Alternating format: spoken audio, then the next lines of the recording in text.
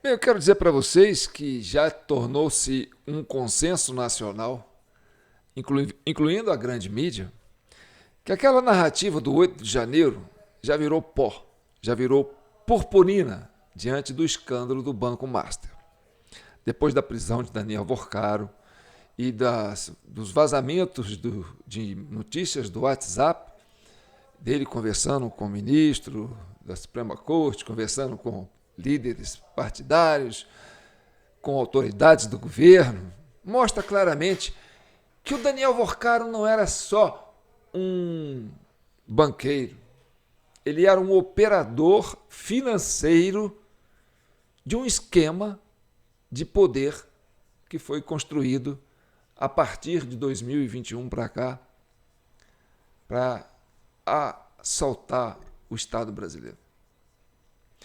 Então, nós aqui, que ficamos aqui desde 2022, no final de 2022, denunciando essas irregularidades, essas arbitrariedades, passou, assim, muito longe da unanimidade.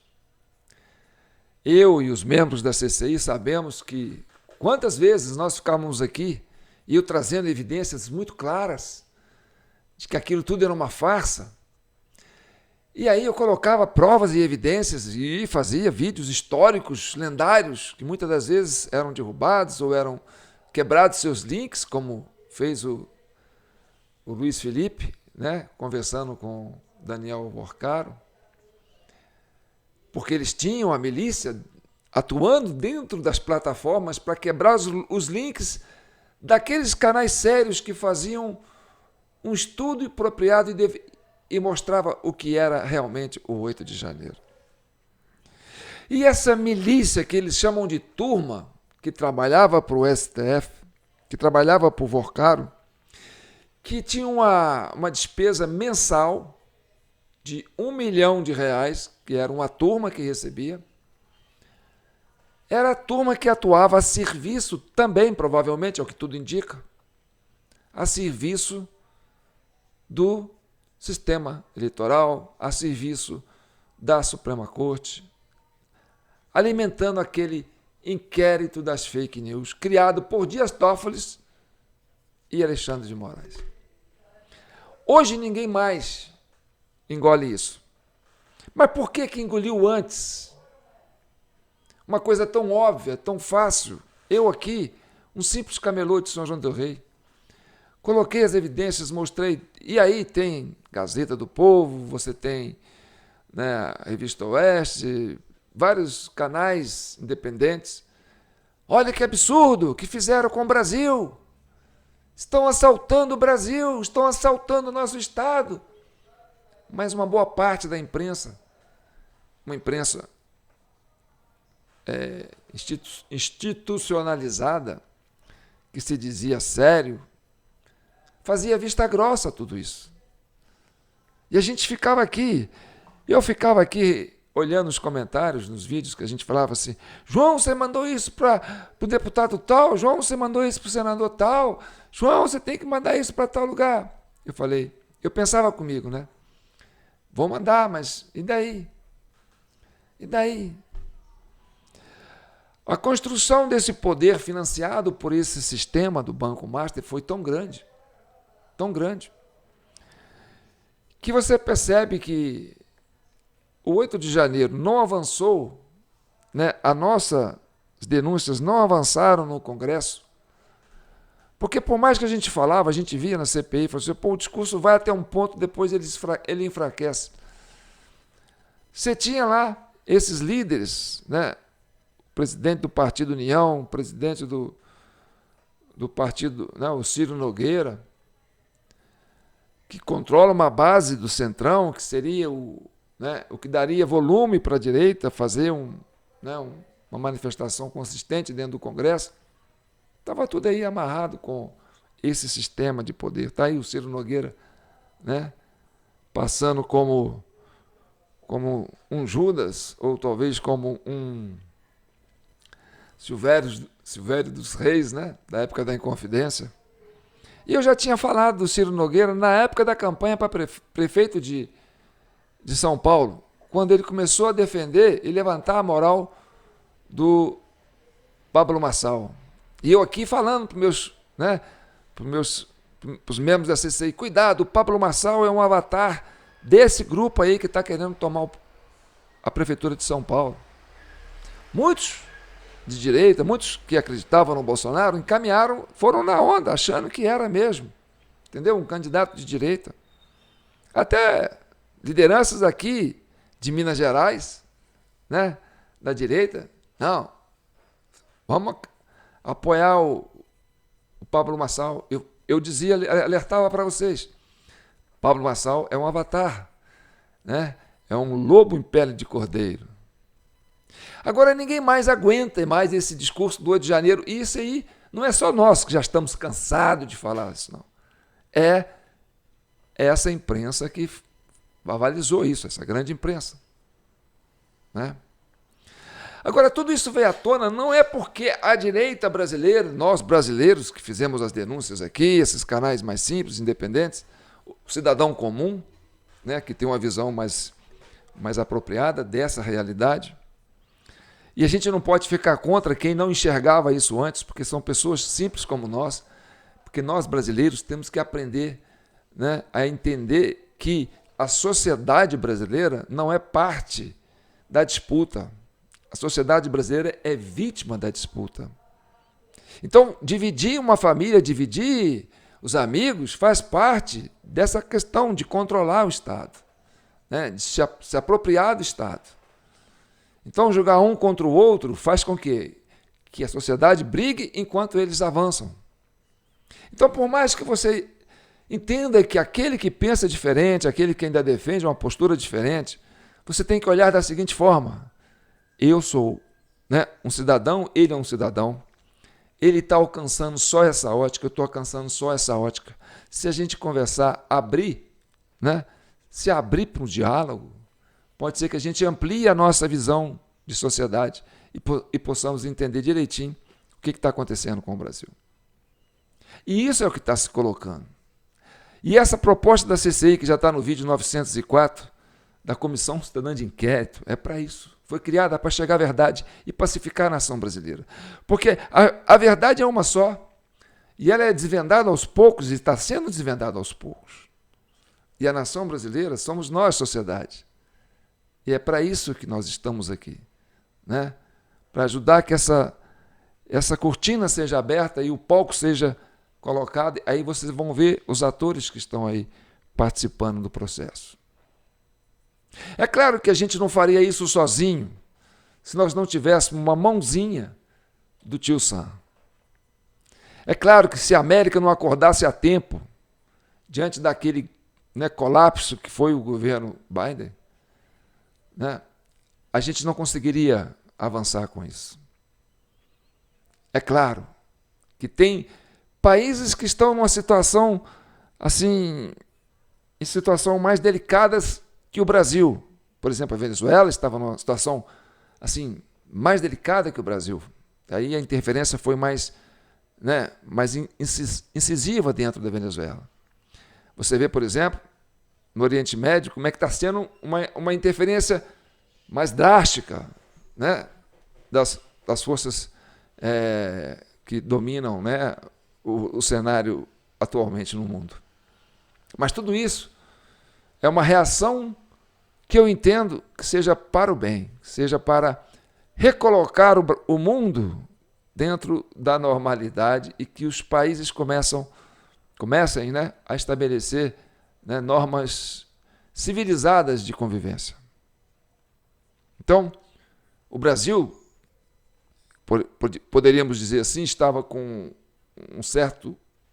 um câncer. E que aí foi avaliado pelos americanos e falaram assim, olha, é um câncer, mas não está em fase terminal. Vamos colocar o Brasil para fazer quimioterapia. E aí eu entendo que aquelas operações que começaram a acontecer na Polícia Federal do Brasil é uma forma de começar a tirar as células cancerígenas que estavam, né, corroendo nosso sistema, né, nosso sistema policial, nosso sistema jurídico. E essa asepsia continua sendo feita. E nós estamos no ano de período eleitoral, vai entrar no ano da eleição. Nós, brasileiros, temos que ter a preocupação de que uma ação dessas, né, de quimioterapia, não é para você destruir o órgão, né? Por exemplo, se tem uma célula cancerígena no pulmão, vamos atacar as células, não vamos atacar o pulmão. Se está no rim, vamos atacar as células, não vamos atacar o rim. Então, se tem células cancerígenas no sistema judiciário, não vamos atacar o sistema judiciário.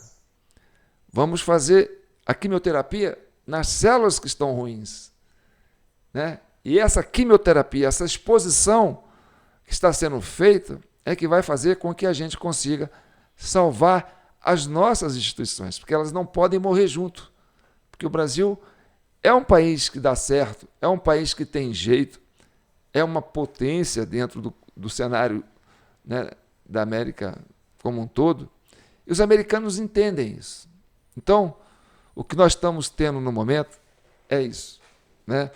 É uma ação que eu interpreto como uma quimioterapia. E nós vamos devagarinho fazer essa asepsia e conseguir avançar e garantir os avanços que nós já conseguimos, né, dentro desse universo que se entende como um regime democrático, uma sociedade livre, né, em que as pessoas possam se manifestar e conviver, né, nas suas várias maneiras de pensar e nos seus grupos como um todo. Então vamos a esse esgotamento do discurso do 8 de janeiro, porque aquilo sim foi uma farsa e foi criada para isso, para dar longevidade para esse projeto de poder que estava sendo construído, né? E o Banco Master parece que foi, né, o alicerce financeiro que ia dar sustentação para isso. Aí eu tenho aqui um print que eu fiz de uma notícia do Globo, da Globo. Você vê, a asepsia já está sendo feita na Globo, né? No Estadão, na Bandeirantes, né? A gente ficava aqui falando, não, mas a grande mídia não vai divulgar. Agora não, a grande mídia está fazendo também o trabalho de asepsia. Mas isso, claro, graças a essa, né, operação que, né, deu uma asepsia na Polícia Federal e conseguiu com que as investigações avançassem para mostrar a realidade que estava oculta aos brasileiros, né? E aí sim, a imprensa, a grande mídia, né, falou, já está na hora da gente, né, fazer coro com isso, porque temos que salvar as instituições, né? O custo foi tirar um presidente da República, que era visto como uma pessoa não apropriada para o cargo por parte desse estabelecimento político que nós já tínhamos há muito tempo, mas isso não vem ao caso. O problema é que nós temos que recolocar o Brasil em condições de aceitar, né, uma liderança que divide os mesmos valores que o Bolsonaro dividia no aspecto da asepsia do Estado. Isso é importante, não é? Estamos caminhando para isso, não é? Então, vamos analisar esse print que eu fiz aqui, que né, que saiu agora recentemente no Globo, que é um diálogo do Alexandre de Moraes, do Vocaro com Alexandre de Moraes, que é uma das últimas mensagens que Daniel Vocaro enviou no dia em que foi preso, foi para o ministro do Supremo Tribunal Federal, do STF, Alexandre de Moraes. Eram 17 horas e 26 minutos do dia 17 de novembro, quando o dono do Banco Master, o ministro, no WhatsApp, fiz uma correria aqui para tentar salvar. Isso Daniel falando. E perguntando para o ministro, alguma novidade? Conseguiu ter notícia ou bloquear, né, essa operação, esse inquérito que estava, né, configurando a prisão de Daniel? Alexandre de Moraes respondeu logo, mas não é possível saber o que ele disse. Isso porque o que se segue são 3 mensagens de visualização única, do tipo que se apaga assim que o destinatário as lê. Então vamos interpretar esse momento. O Alexandre de Moraes não é de responder rápido, né? Tem um áudio vazado dele, quando o Bolsonaro teve um acidente lá onde ele estava preso, né? Que deu um traumatismo craniano lá. Que aí ele falou assim, olha, eu não vou responder na hora, não. Pediu a transferência para ele, para o hospital e tal. Que aí o Alexandre de Moraes responde assim, olha, eu não vou responder, só vou responder 24 horas depois do pedido. Se o ex-presidente sobreviver, tudo bem. Se não sobreviver, paciência. Olha que era uma questão de emergência, né? Esse áudio foi recuperado aí, está circulando aí pela internet. Já o Daniel Vorcaro tem uma linha direta com o Alexandre de Moraes, né? Conversavam pelo WhatsApp. E assim que ele estava recebendo a ordem de prisão, ele entrou em contato com quem? Com quem? Quando você vai ser preso, assim, quando você tem alguma coisa, um problema com a justiça, quem que você procura em primeiro plano? O seu advogado. Você não vai procurar um ministro do STF. Eu estou sendo preso, vou procurar um ministro do STF. Vou procurar um advogado. Então isso explica por que o Alexandre de Moraes, né, e a sua esposa recebe esses quase 30 milhões de contrato com o Banco Master. E o contrato tem que ser feito com a esposa, porque não pode ser feito com o ministro, né, porque é uma atuação ilegal o ministro agir como advogado de quem quer que seja, principalmente um banqueiro que está aí colocado dentro de uma questão que pode ser considerada até uma associação criminosa. Então, mas o Alexandre de Moraes tem um contrato, quer dizer, o escritório da Viviane Barsi tem um contrato com o Alexandre de Moraes, mas não tem prestação de serviço, não aparece nada. Lógico que não pode aparecer. Porque não era ela que era advogada do Vorcaro.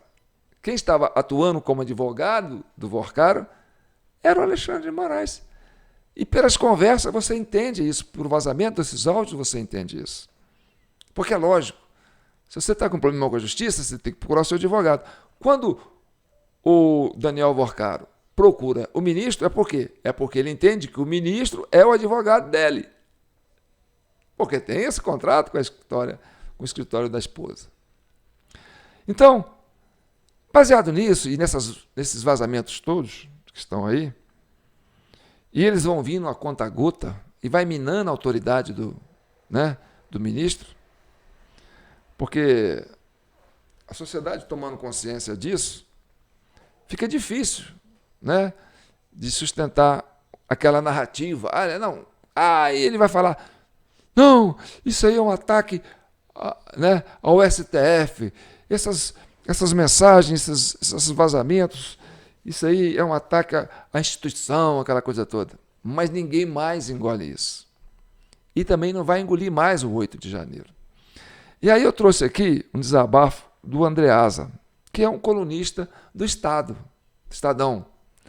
Ele vai entrar nesse detalhe aí, né, dessa relação promíscua do Alexandre de Moraes como advogado pessoal do Vorcaro, né, segundo os detalhes que você tem aí nas conversas privadas entre eles. Vamos ver como o Andreasa reage. Ninguém tem mais paciência para esse negócio de 8 de janeiro, de defender a democracia. Já caiu essa narrativa. Isso não vai dar moral mais para ele.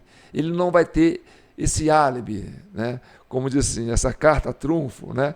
Mas quem vai falar isso é o Andreasa. Vamos ver. E essa é a parte mais importante no que diz respeito à atividade comprometedora do ministro do Supremo.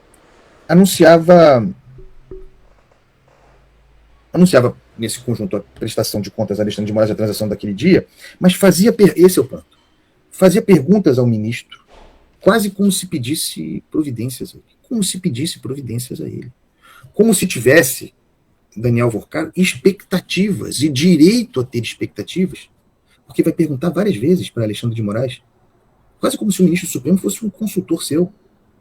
Como eram aqueles do Banco Central, como eram um diretor e um chefe no Banco Central, infiltrados no poder do Estado, que lhe prestavam quase como se fosse aquilo. Tem uma cobrança insistente de Vorcaro a Alexandre de Moraes sobre alguma novidade, tem alguma notícia? Se tiver alguma notícia, fala comigo. Temos aí a informação gravíssima de uma quebra de informação sigilosa no sistema da Polícia Federal, por meio do qual o Vorcaro sabia da investigação contra si, fala sobre isso com Alexandre de Moraes e pede informações. Se o ministro do Supremo sabia alguma coisa, e a premissa aqui, a base de partida, é acesso a uma informação sigilosa da Polícia Federal, um inquérito que ninguém deveria saber. E que ele, Vorcaro, esquentava de um lado e de outro, ou a partir disso, de outro, cobrava providências de ministro do Supremo. Então, surge a frase que é, a pergunta que é, a questão que é a mais grave de todas até aqui. Essas informações disponíveis em mensagem. Repito, não sabemos o que Alexandre de Moraes respondeu até então. E aí, à tarde, Vorcaro pergunta para Alexandre de Moraes: alguma novidade? Conseguiu ter notícia ou bloquear? Notícia do quê? Imagino que não seja notícia sobre a questão da solução Fictor para a empresa Master. Notícia do quê? Estamos autorizados, sim, a considerar que é notícia. Que Daniel Vorcaro quer saber se Xandão tem algum. É sobre o inquérito contra si. Sigiloso, na Justiça Federal. Em tese, não ao alcance do ministro Alexandre de Moraes. Eu estou recapitulando aqui, batendo na tecla das coisas, lembrando sempre que havia nessa altura um contrato de, ao todo, 130 milhões de reais do escritório da mulher de Alexandre de Moraes com o Banco Master. Estou reconstruindo tudo aqui porque na origem está a milícia de Daniel Vorcaro invadindo o sistema da Polícia Federal e descobrindo que havia um inquérito sobre si, ou contra si, naquele dia 17. E ele ia ser preso naquele dia mais tarde. E a partir daí, a conversa deflagrada com Alexandre de Moraes e ele perguntando para o ministro se tinha notícia, se conseguiu ter notícia, alguma novidade, conseguiu ter notícia ou bloquear? Notícia do quê? Do inquérito sigiloso? Mas mais gravemente, bloquear o quê? Daniel Vorcaro, nessa altura, está trabalhando, seus advogados, com base na informação privilegiada que teve acesso, sigilosa, está trabalhando para, qual é a expressão que ele usou? Entrar no circuito do processo. O vazamento serviu para isso. Né? Esquentou a informação, deu condições para ele entrar no circuito do processo. Mas ele estava pedindo ou cobrando, e aí seria a explicação para esse bloqueio, que o ministro do Supremo entrasse no circuito do processo sigiloso na Justiça Federal do Distrito Federal. As questões que o ministro Alexandre de Moraes tem de vir a público responder. E tudo tem de ser investigado. Eu não aceito essa resposta de 8 de janeiro permanente que ele deu. Trata-se de ilação mentirosa no sentido, novamente, de atacar o STF. Para, ministro. Essa cartada do 8 de janeiro permanente. Ninguém aguenta mais esse troço. Na hipótese de que tenha aguentado. Aqui nesse programa, esse conceito foi criado. Do 8 de janeiro permanente. O bicho pega, salvei a democracia. Sabe o super trunfo? O bicho está pegando, cheio de respostas a dar, investigações necessárias, supressão, aí puxa a carta, super trunfo, salvei a democracia. Para, aqui não. Aqui não. Que é o 8 de janeiro permanente, que autorizou que tudo isso acontecesse. Tudo isso.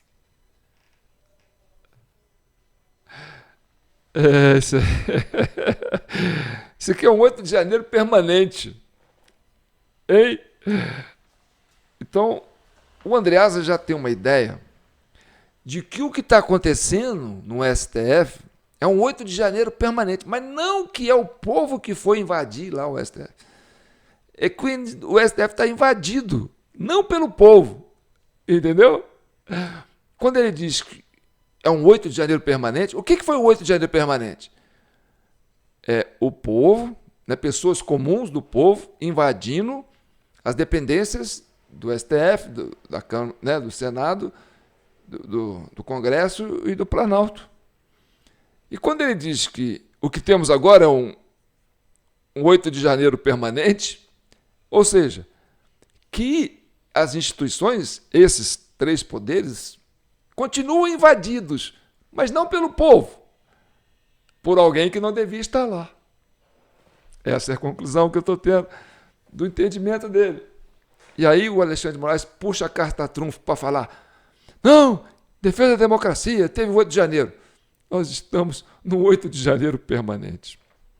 Bem, eu gostaria agora de deixar para você fazer esse comentário sobre essa colocação nossa e do André Asa e ver para que lado que nós vamos caminhando, né, com as investigações. O transatlântico está virando. Lento, gradual, mas está virando. Ninguém vai cair do navio, tá certo? Vamos navegar, que navegar é preciso. Um abraço. E não esqueça da nossa chave Pix, jpnoticias@gmail.com. A gente tem que falar, gente. Tem que falar. Hoje eu vou pagar a internet. Ontem eu paguei água, anteontem eu paguei luz.